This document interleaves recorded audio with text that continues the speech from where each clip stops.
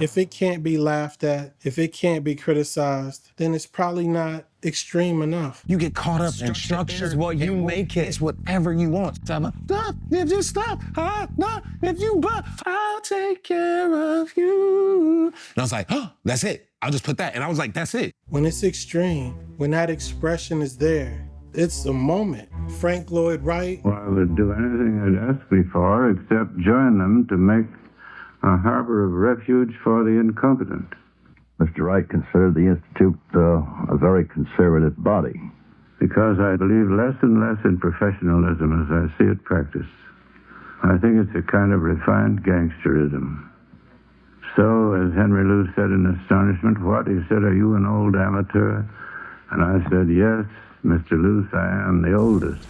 Frank Lloyd Wright called himself the oldest amateur because what he knew from being called professional is restriction came with being professional. And when you restrict artistic expression, you zap all the creativity out of the process and you get further and further from nature. Essentially what's happened to architecture since the development of AutoCAD especially is that architecture has been largely de-skilled in a lot of ways. So drawing, for example, is not commonly taught in schools. Everything becomes abstracted essentially. The computer systems are so complex now that basically, you know, those 5/1, the reason they look like that is that they're essentially the built version of a spreadsheet. So all of the materials, the aluminum panels, you can just plug and play. Whereas like if you wanted to add a curve to a building, then that takes like a huge amount of labor because you have to think about the flashing for like the rain. There's a possibility you could get sued if like something leaks. You know, then you have to add like additional construction drawings because it's more complex than just like slapping that stuff on there. And so everyone's like, why are all these buildings the same? And the answer is because one, you have to minimize liability at all costs for the firm, which means like if you just play it by the rules and you just play it into these sort of systems, you're not going to get sued.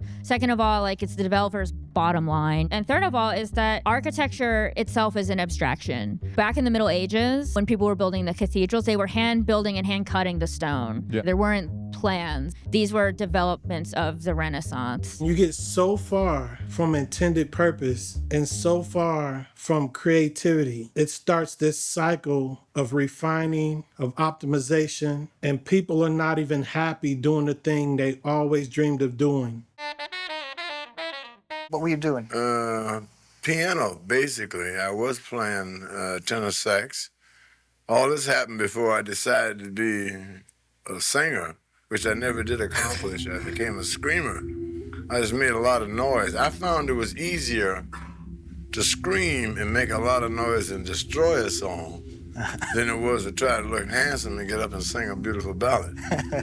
Everybody was doing that, but nobody was going up there on the stage screaming. So I took what I knew about the sax and the piano, stuck it in my throat, and destroyed songs. Sometimes we don't push hard enough. Is it pretty enough? Is it perfect enough? Does it fit into what society is looking for? Too clean, too structured. It gets in the way of the expression. I'm more to dropping Interscope and a lot of things that have resulted from people saying it's a bad image, it's bad for young people. Tell us your comments on that. I said so many comments on this, but basically it's a hypocritical view. Because what you're saying is it's okay for us to live in the dirt, in the gutter, in less than human conditions, but it's not okay for us to tell people that we're living in these conditions. Everything was cool, you know. The ghetto was okay. It was habitable until we started talking about exactly what were the repercussions of living this type of lifestyle. What happens when you live in this kind of environment? What type of person it changes you into? Now all of a sudden it's like you can't talk about that. Expression is communication. It's about having something to say. Things we deal with every day that we kind of take for granted, like memes. Why do some photos become memes and some don't? It's not because of how accurate or how perfect the picture is. It's because the picture clearly conveys something. You should express yourself, even if you feel like you're not ready. You don't wait to become great. Expression is important. I had a bizarre viral moment singing D'Angelo, and I got kind of thrust into the music world from this video. It was like, I went to bed. What song are you singing? Untitled. Yeah, of course. Sang Untitled. That was my favorite song at the time. I went to bed, and the next morning, my everything blown up. I was like, what? I woke up as Missy Elliott reposted it. Questlove had reposted it talking about, I was in London in 2000. That might be my son. Did it? That's crazy. So he's talking about that, whatever. So then I was just thrust in, managers and labels and da-da-da-da. And then suddenly, before I knew it, I was in a studio. And before that point, I never wanted to be a musician. I loved music, how I'm now describing to you, I love music. But for some reason, it never connected in my head the concept of do it yourself. I held it at such high regard. I was just a fan. I was like, I could never. I remember my friend used to ask me, he's like, where do you think you place amongst the people that you love to listen to? Like, I'm nowhere, man. There's a difference between taking a photograph of an object and taking a photograph about an object. When you take a photograph about something, you're using the subject to convey or communicate something much deeper. Expression is different from representation. All I want is freedom. Like, I want freedom here. I don't want you to be here. I want you to be here. I want freedom. I want to take the material and then be able to do with it whatever the freedom that takes me. And being free as an actor is not something that I have felt necessarily throughout my career. If you ever raised money for a film, you'll know. If you have high artistic freedom, then usually that means it's a higher risk. That means it's usually a lower budget. Freedom ain't free. But what was like exciting to us is like we built this sandbox. And it was like, what else can it be? You know, like, can it be a horror movie? Can we follow this guy home and have an entire episode about this peripheral character? Can we break format, you know? And like, knowing what I know now, I'm just like good for you for not knowing that you're not supposed to do any of that stuff. It was really difficult for that reason, because we were kind of taking the structure and, you know, budget of TV and trying to make like indie movies every episode, you know? And we killed ourselves doing it, but it was so fun and it was so creative, because it was just, we were in the bubble of our immediate collaborators, and we did it with very little oversight because it was such a low budget show in the beginning. Really? Oh, so that was low budget. Oh yeah. Oh, damn. Yeah. I'm telling you, like, I don't know if you remember this, but like back in the day, FX used to have this thing called the Louis deal, where like, you know, they gave Louis CK like $400,000 to shoot every episode of TV. Wow. And his mandate was that they don't give him any notes. Right. It doesn't matter if your expression is intentional or not. It's a signal. Everything you wear is a signal. These logos, these things that are inside your garments, a lot of times they're not functional. They communicate something to you subconsciously. Clothing is more than just decoration for the body or protection from the elements. Clothes have powers over your mind. Scientists have demonstrated this in experiments in which they divided people into two groups. Group A wore their normal street clothes, while Group B wore their normal clothes and lab coats. When those people went on to perform tests of mental agility, the group wearing lab coats made about half as many mistakes as the group not wearing lab coats. Stranger still, in a similar experiment in which both groups wore lab coats, but one was told they were wearing painter's smocks and the other told they were wearing doctor's coats, the doctor's clothes group performed much better in brain games than did the painter's clothes group. Scientists call this weird phenomenon enclothed cognition, and they say it depends on both the symbolic meaning of the clothing and the psychological experience of wearing the clothes, constantly reminding you of what those clothes represent. Nature is the mirror, so I'll put what I'm talking about against nature. So when you talk about signals and sending signals, that might sound like a marketing term, but it's a natural term. A peacock, we don't assume they're doing marketing because of their tail. The tail is a signal. When we hear thunder, that's a signal. Nature sends signals all the time. No different with humans. When we create, when we wear things, when we speak things, they're signals. It's the expression. I mean, I told this story. We had Will I Am on third verse. And I was in the studio with him, and this nigga had on a space helmet. It's just me and him together. He looked like Elroy from the Jetsons. And it's just me and him in the room. I'm like, dog, he playing the music. I said, stop the music. I said, Will, dog, you're not about to take off in no rocket. It's just us in the room, baby. That nigga turned around and told me, he said, when they meet me, they want to meet Will I Am. If I take off this space helmet, then I'm just like the dude that work at Ralph's. Don't look at limitations or structures as getting in the way of creativity. Sometimes structure and sometimes limitations help creativity. This is called the paradox of choice. I would like to say something about the auditioning. A lot of time, what it takes to get elected in an office, if you think politics, what it takes to get elected has nothing to do with what it takes to govern. And I find that true about the auditioning process as well. You know, you're sitting in a room and you all kind of look alike and you're all going over your lines and you can hear the audition going on inside. And you have these few pages of black lines on white paper and it says you smile here and you do this there. And you start hearing the same thing over and over. Now you think of the people on the other side there, the people that are running the casting sessions. Man, by the 3rd, 4th, the 10th, the 20th, you know, they're hearing the same thing.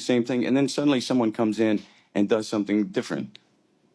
And it lands. Now, you can't be different for different sake, but you have to separate yourself from the normal read. And of course, it has to be truthful. I've talked about it in other videos. When you reduce your choices, you become more creative. Erykah Badu doesn't have to sing. She doesn't have to talk. She can just walk in a room. And the way she looks is a signal. What I really love about Erykah Badu is her humor, man. She's so eclectic. You know, I just love her freedom, you know, and I really think she's ahead of everybody. I don't think she's from this planet. She's always in a world by herself. You know what I mean? And I think she comes back to Earth to talk to us for a second, and then she leaves. She's like this celestial goddess to me. You can almost predict her music, her philosophy, her energy. You know exactly what you're getting into. Erykah is a world builder. They're either over singing, they haven't found that comfort zone of like, yo, I can do this all day, all night. And it doesn't matter. And it doesn't matter. Hold on. Listen to what Jay Valentine said. They haven't found that comfort zone of like, yo, I can do this. That comfort zone of... I had the opportunity to watch El Mean in concert. He's talking about comfort zone vocally. He's not a person who I don't think subscribes to that idea that you should stay in your comfort zone, whether it's vocally or not. He gets to the very edge of his capability, and there's a zone, and in that zone, that is a zone that only emotion can take you.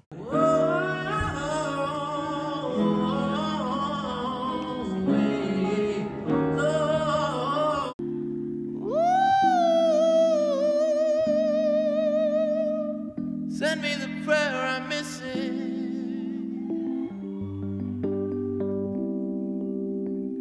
Am I amongst the living?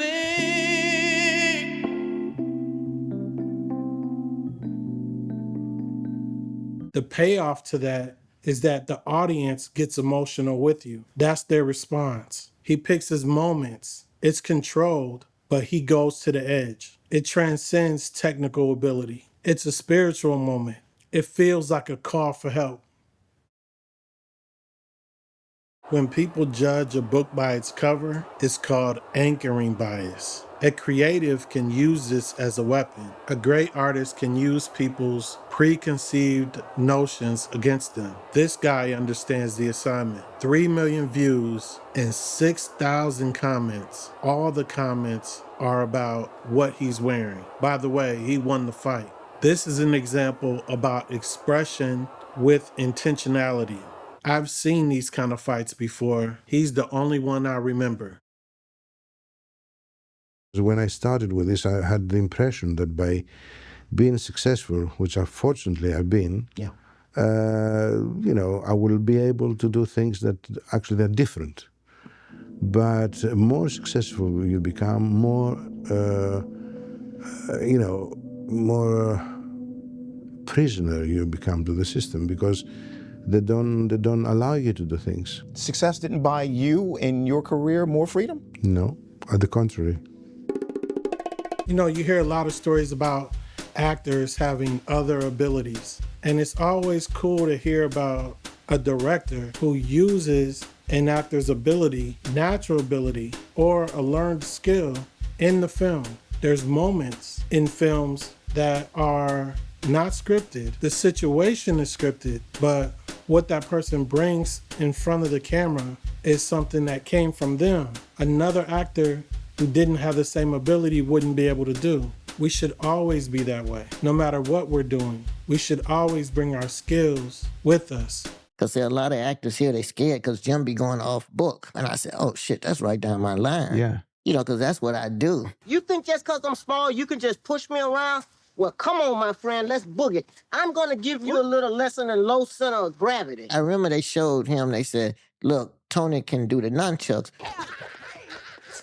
The nunchucks changed everything. And he was just looking, he was like, he started coming up with ideas, you know, his mind be working, you know, and we started doing this scene. Man, everything was flowing. When it becomes natural in a controlled environment, the expression just opens up a door and you never know where it can take you. You have to provide room for that. If we're honest with ourselves, expression is communication. What other reason are you expressing yourself for? If you're creating things and you're creating them for other people to participate, then you have to send a signal. And you do that through expression. I can make you look, but I can't make you see. Seeing is a choice. If you want to support the channel, there's a donation link in the description, or you can become a member. This is Brian from The King's Hand. If you like the content, be sure to subscribe and hit the notification bell. The appointed hand of the king.